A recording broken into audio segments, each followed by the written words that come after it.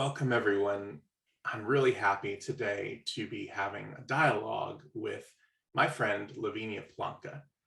So Lavinia is a body language expert, a guild certified Feldenkrais instructor, and I know her locally here in Asheville for the last half decade as we're both part of a school of inner work together. And I've experienced Lavinia to be such a wise and embodied voice in my own journey, and I wanted to take some time to introduce her to you all today. Welcome, Lavinia. Thank you for being here with us.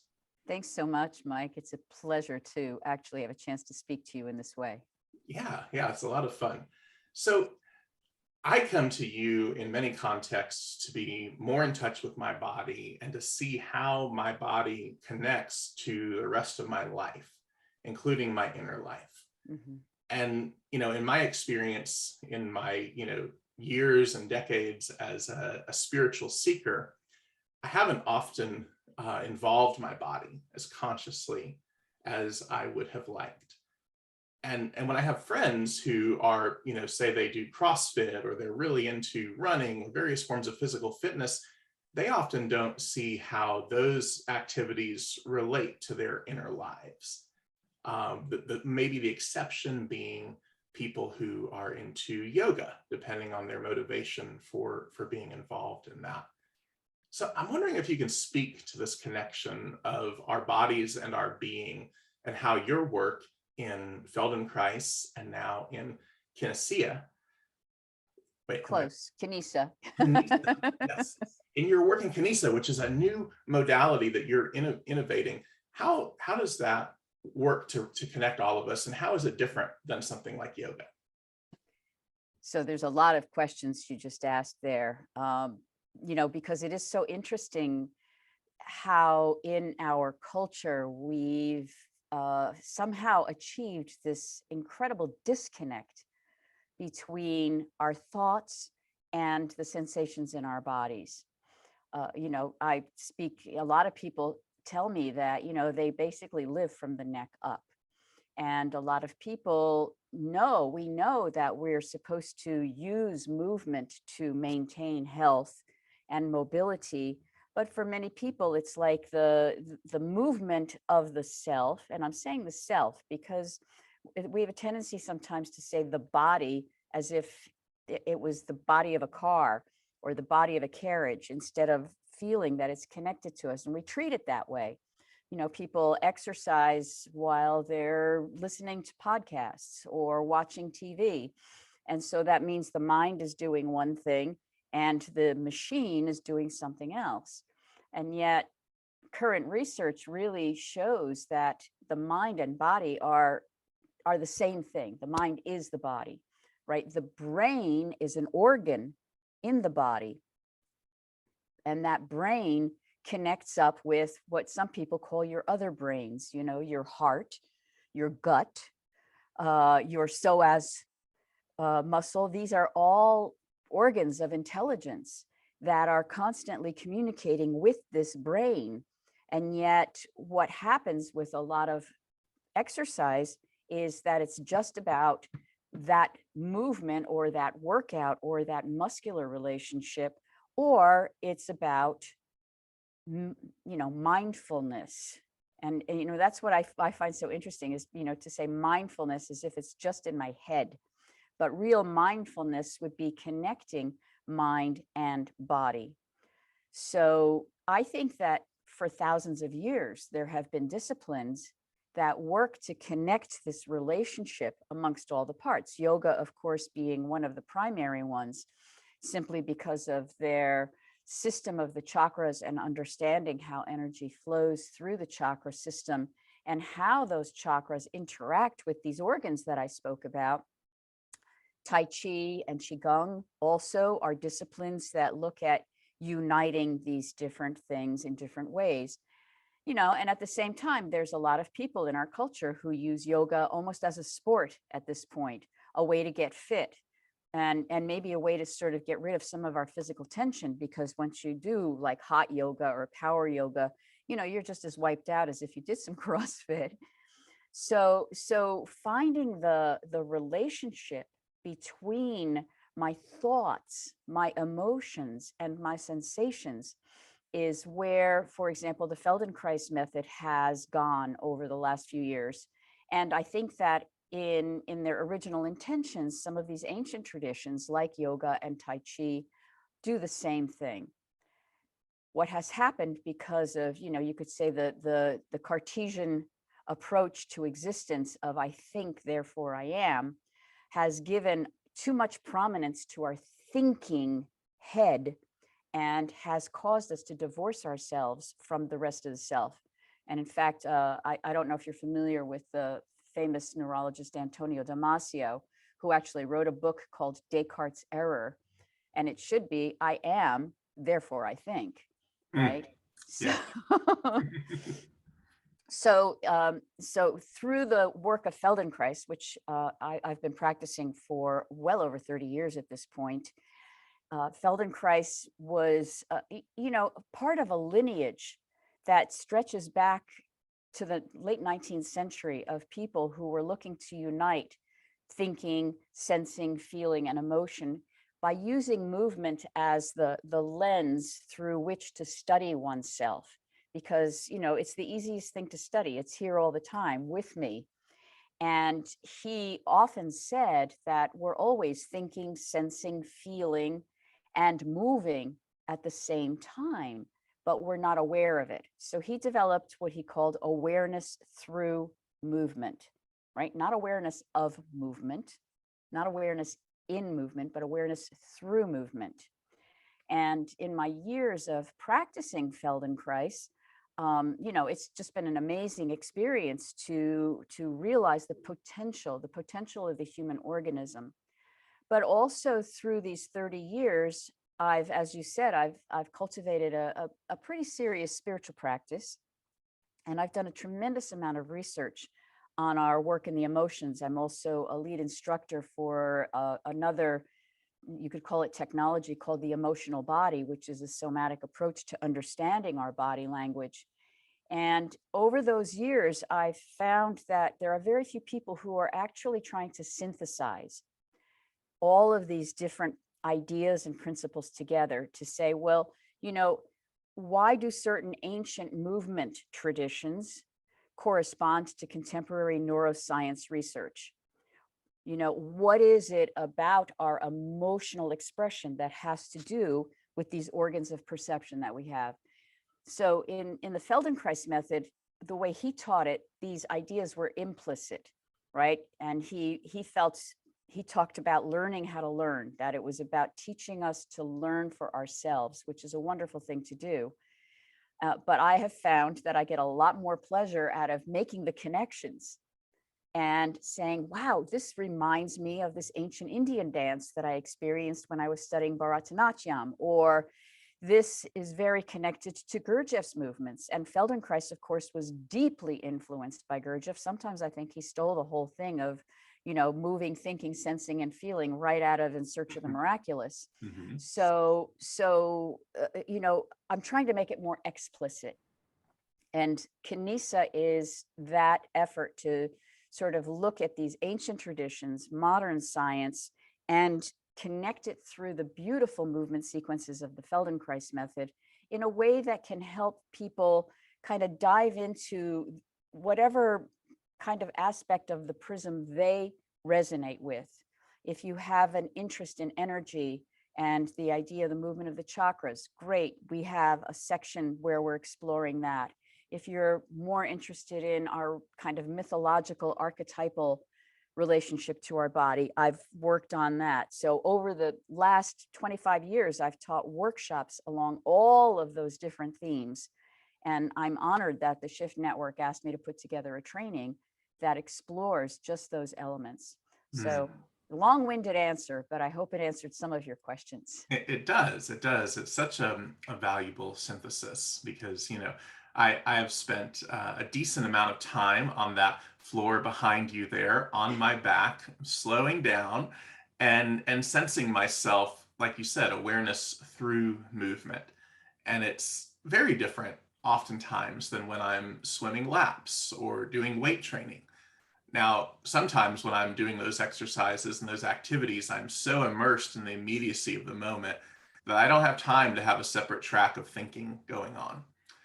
But oftentimes I seem to find a way, even when I'm doing that. And hey, sometimes it can be productive. Sometimes the thoughts I have while moving my body are a higher quality than the thoughts I have when I'm being sedentary. So I'm not knocking that.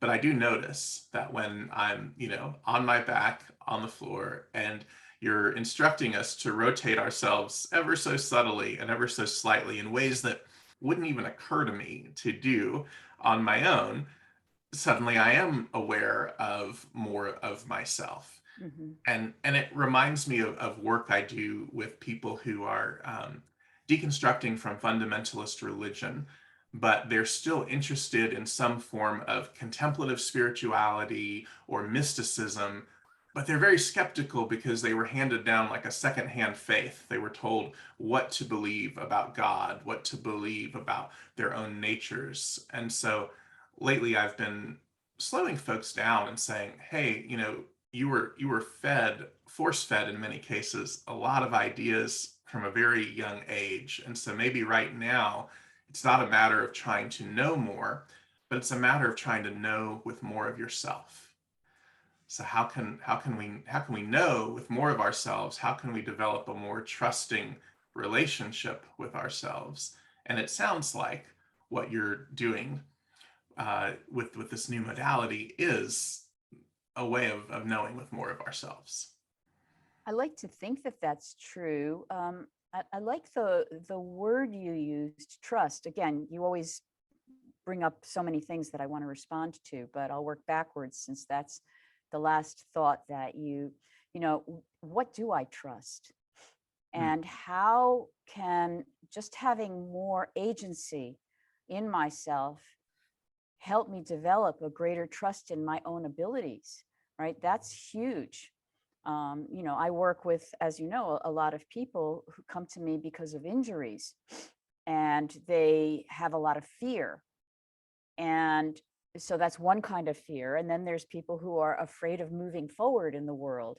Hmm. And then there's people who are afraid, of expressing themselves. And how can having a clearer, centered relationship with my organism allow me to feel that I can trust myself moving through the environment.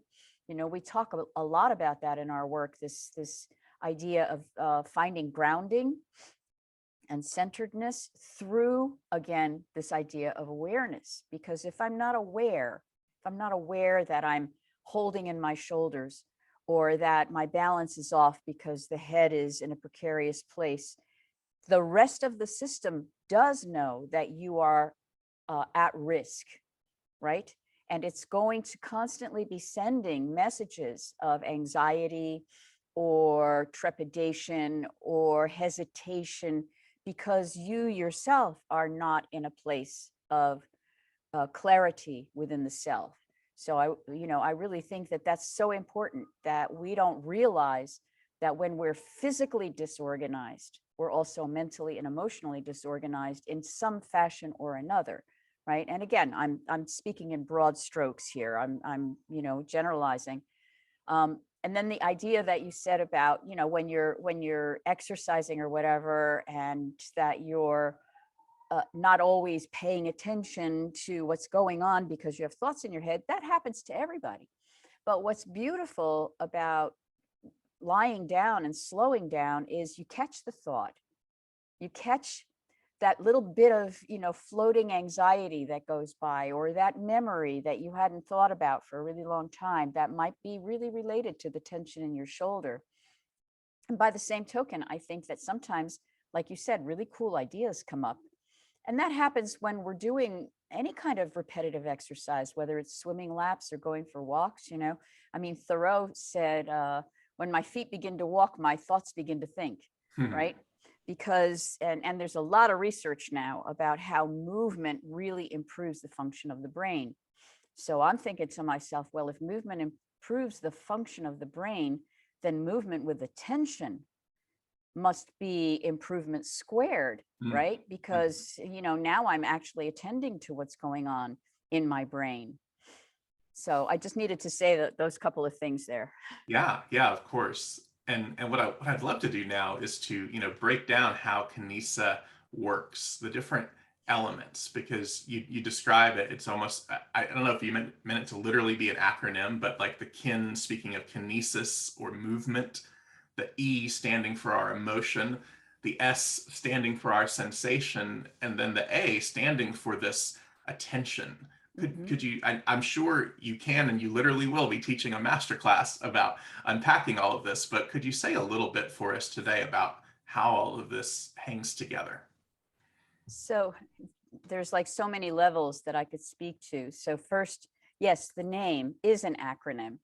I mean, I love the way Kinesa, the way the sound flows, that took me a little while to think about, but I'm really trying to bring in this relationship of kinesis, as you put it, emotion, sensation. And I didn't want to use the word thinking per se, because again, thinking is to me a whole body activity, as is attention. To me, attention brings it all together.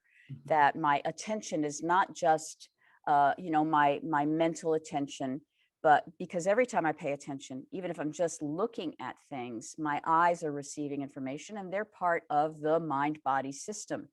So all of it is about attending to myself. All of it is about bringing a level of clarity to the choices that I make.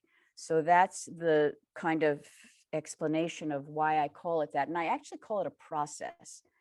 Some people have been calling it a method or a system. And to me, it's not that, because it's ever unfolding.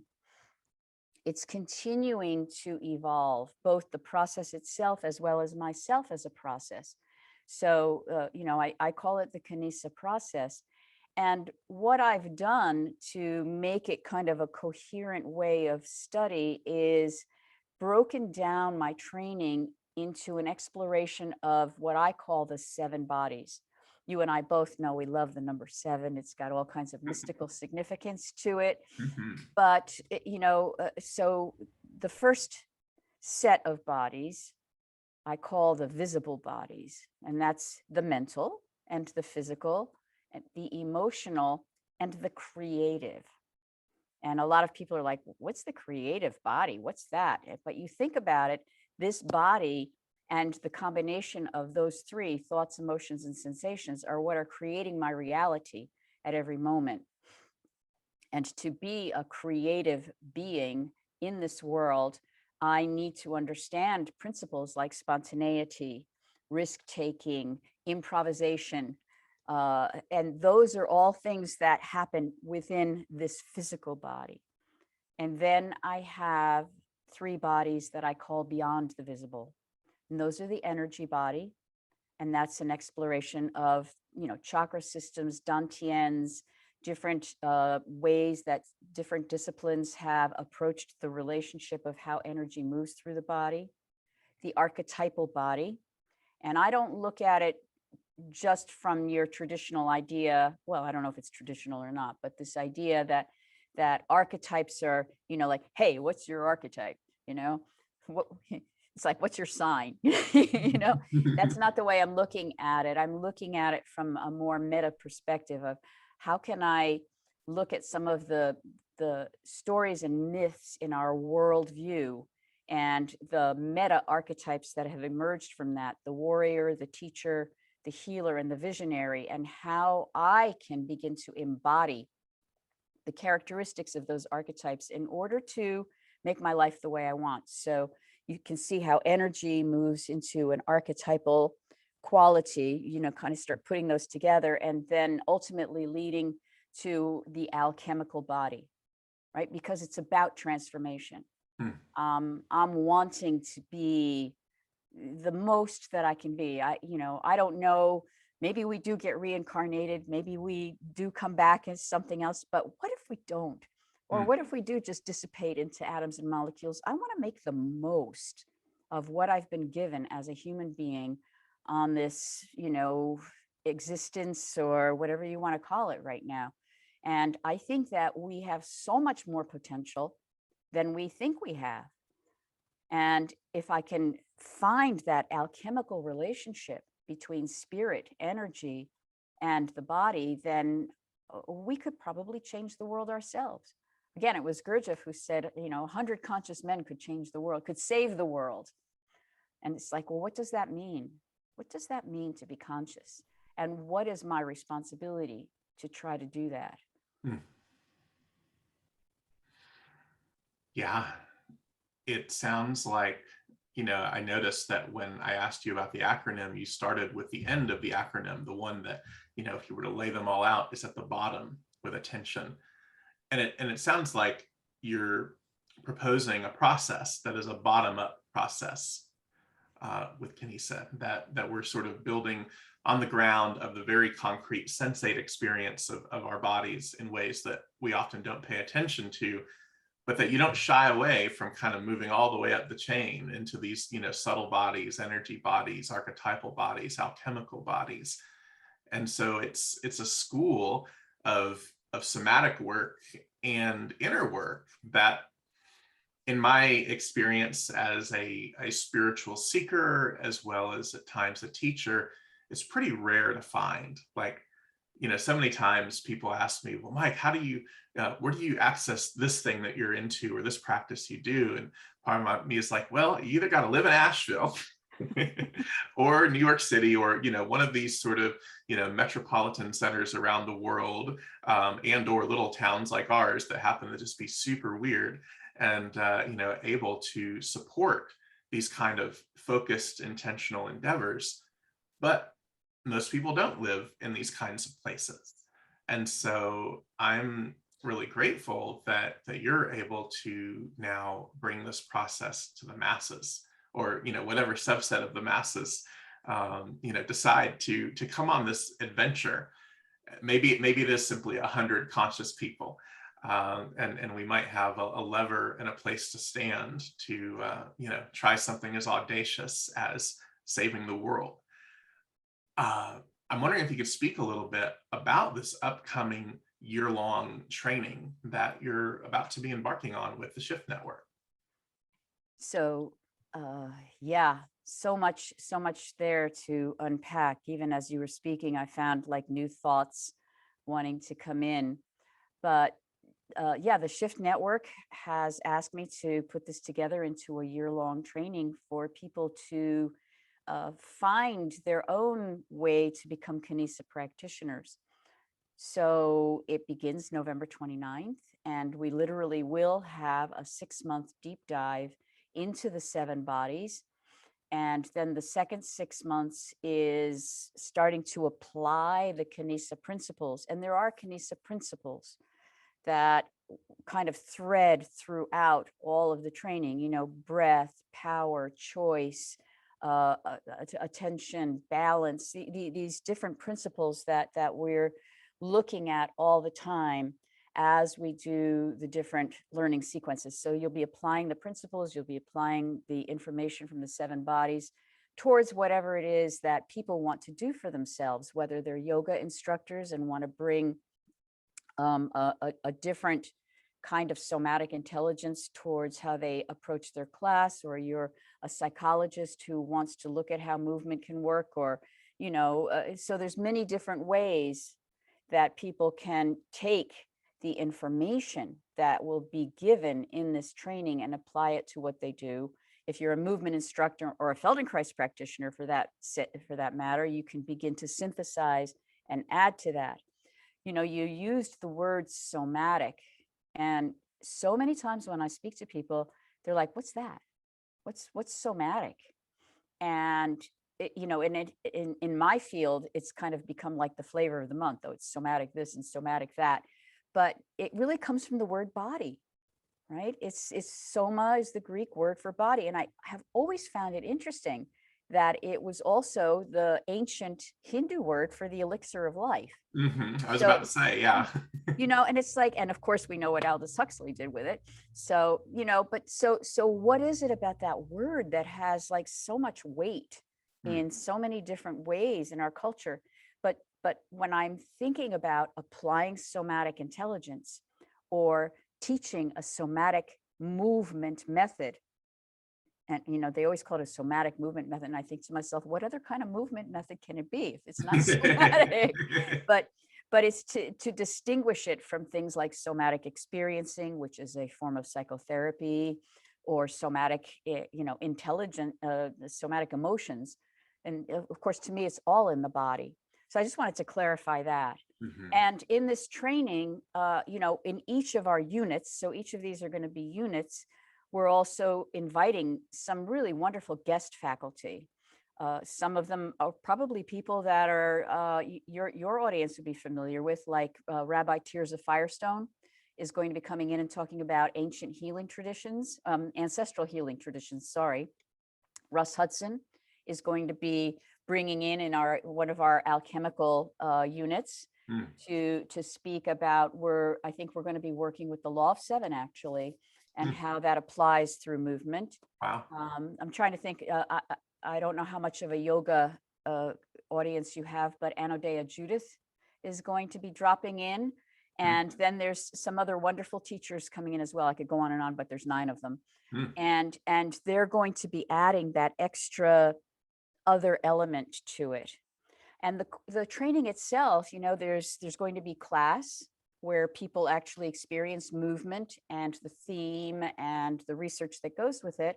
But then there's another session each week for integration. I'm working with a brilliant Feldenkrais teacher who has worked in many, many trainings and is also a physical therapist and a very spiritual person in her own right, a student of the Kabbalah. And Candy Canino is going to be the integration facilitator.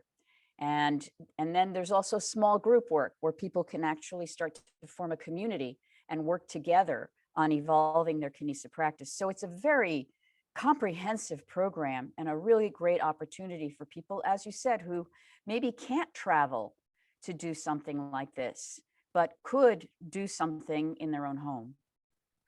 Yeah, so valuable, so valuable. And I'm wondering, we've ironically done a lot of speaking just now about these very embodied modalities. I'm wondering if you might be able to lead us into a brief experiential practice where we could actually get a felt taste of the tip of the spear, as it were, of what it is you're speaking of. Sure. Well, again, much of the work we do in the movement classes actually involves movement. And as you've said, a lot of it is lying on the floor and getting into experiencing how you use yourself. But for the purposes of this, we could just do something much more internal, an inner movement, so to speak. Okay. And you can do this sitting down. And you and I were talking earlier about, what is it that would connect me more with the notion of compassionate listening. And when I think about those principles, it takes me, of course, to the teacher archetype, because the teacher doesn't just lecture, the teacher listens and the teacher supports. And the center of gravity, or the center of presence for the teacher, is the chest area. Our chest is where, and this sounds so obvious, but it's where our lungs and heart communicate with each other. I take in information. I breathe in, literally, information, right? To be inspired is to breathe in. And I receive that information, and then I return that information. And in the process, it moves through my heart and through my whole system. So we're just going to do a very short variation of a movement sequence that has to do with connecting to my lungs and my breath. And it's, by the way, also from a physiological perspective, incredibly useful for anyone who has breathing issues. So if you close your eyes for a moment and just tune into how you're breathing right now, just sensing the inhale and your exhale, noticing which one is longer without changing anything. Also taking note if there's a pause. Do you pause after the inhale? Do you pause after the exhale? As you're breathing, begin to bring your awareness to what moves as you breathe. And when we're sitting, it's different than when we're lying down, than when we're running, than when we're talking to our boss. Every emotion has a breath pattern associated with it. So right now we're looking at our calm, centered, quiet breath. And I want you to just bring your attention to your right lung.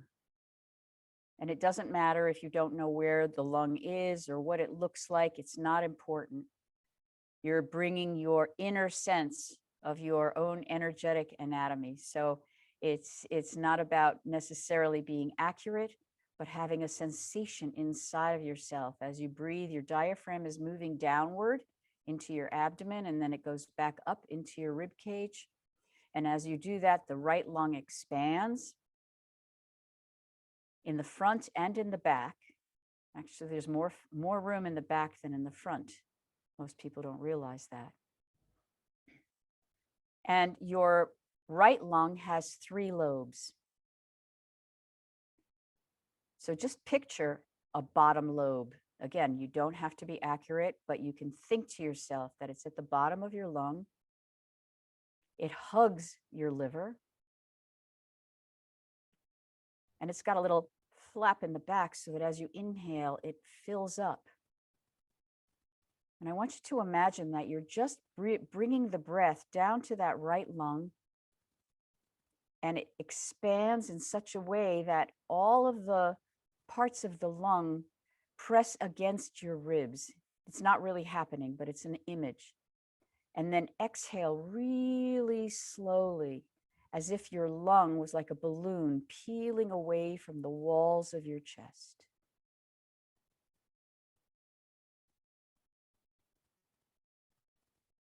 Give yourself time.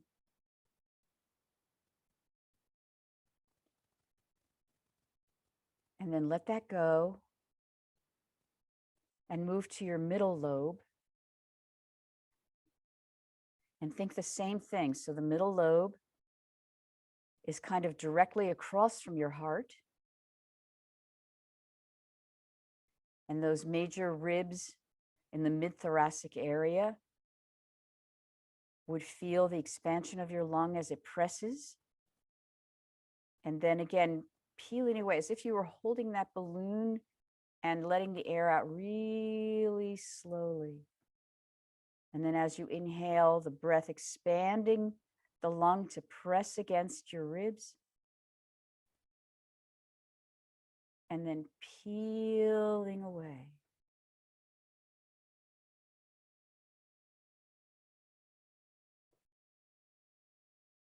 And then pausing again and just breathing naturally as you bring your attention to your upper lobe, which, believe it or not, your upper lobe goes all the way up to underneath your collarbone. You can even put your hand on your collarbone for a moment to understand how high your lungs go into your body. And imagine that upper lobe expanding underneath your shoulder. So many times people who have shoulder issues or shoulder tension just need to breathe a few moments into that upper lobe and then let it peel away. And then just allow your awareness to expand through that whole lung, the whole right lung, filling up and then peeling away. And then pause. Maybe you can sense a difference as you're breathing between your right lung and your left lung. Sensing the length of your breath, the quality. And when you are in a difficult situation, listening to someone, yes, sometimes you do get very relaxed, and that's okay. Because if you get relaxed, you're not as reactive in a difficult situation. And you could be listening to someone, you could open your eyes now. You could be sensing your lung. And as you breathe in this way, you'll find that you're breathing in what this person is sharing with you in a different way. by bringing your attention to how you are, you change how you are. The observer effect, right? When I observe something, I change it. And so it's the same thing with myself, with my breath, and it allows me to become a more compassionate listener. And we've gone way over our half hour. I'm so sorry, Mike. Oh, it's okay. I have time. It's all right. I appreciate that. It's funny. Literally feel like more stretched out on my right side. Now I'm like, well, what about my left lung? Yes, well, you have my permission, except remember that your left lung has 2 lobes. Okay. It's the same size, more or less, but it's because of where your heart is. And that's so interesting, right? Because as you're breathing, you're massaging your heart, right? Both with your lung as well as your diaphragm. Everything's massaging your heart. And when you think about that, when you think about, okay, I'm having this really difficult conversation with this person, I'm just going to massage my heart and allow that to flow, and it will change the nature of your exchange. Yeah. Yeah, it's incredible, really. We just went on this process of interoception, of inner attention, and even, it wasn't overtly spiritual or super touchy-feely like a lot of more sentimental approaches to expanding compassion. And yet, as I opened my eyes, I did feel more present to you. And just there's just like more of me here for more of you and for more of my surroundings. So thank you. And this is just a tiny little thing about one aspect of how we are. So just imagine expanding that sevenfold into sevenfold into sevenfold. It's really rich. Yeah. Well, so for people who are wanting to go, into a further deep dive in Kinesia, I will have a link for people to inquire as to more. But you said the process begins at the end of this month, end of November, right? End of November, yes. So act now. But so you have a link that they can access. You can access the masterclass.